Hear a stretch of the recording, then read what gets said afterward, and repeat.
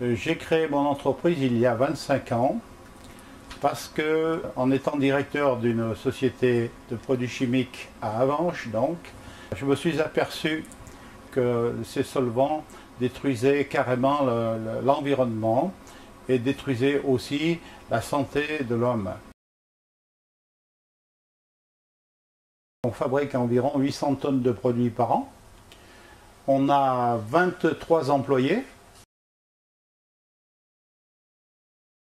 Moi, je base le management en faisant confiance à l'homme, en l'homme, car si vous n'avez pas les hommes, vous ne pouvez pas avoir une société qui tienne la route.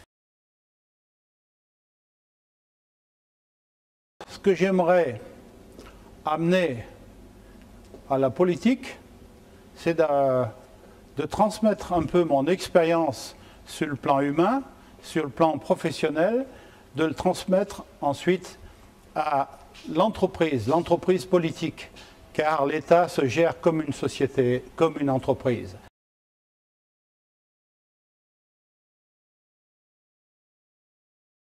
Les conseillers fédéraux qui sont appelés aux plus hautes fonctions de l'État doivent être élus par le peuple pour éviter que le peuple soit trompé sur la qualité.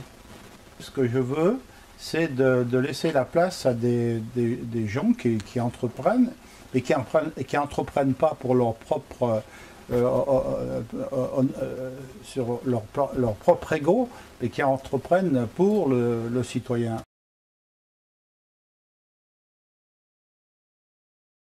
Les gens qui ont de l'argent spéculent, donc placent leur argent dans les bulles financières, achètent des placements et finalement ont un retour en financement qui est assez juteux. Et enfin, il n'y a qu'eux qui peuvent se permettre ça. Un ouvrier ne peut pas se permettre de le faire. Alors ce que je reproche à ces gens-là, c'est qu'ils s'en mettent plein les poches, ils deviennent toujours de plus en plus riches. Et de l'autre côté, vous avez les gens qui crèvent de faim, des gens qui deviennent de plus en plus pauvres. Alors ce que je reproche, ce que je voudrais par ces 3% ou 4%, c'est de permettre un retour sur investissement. Je pense que cet argent devrait servir à financer les nouvelles entreprises, les petites entreprises, et en fait créer des emplois.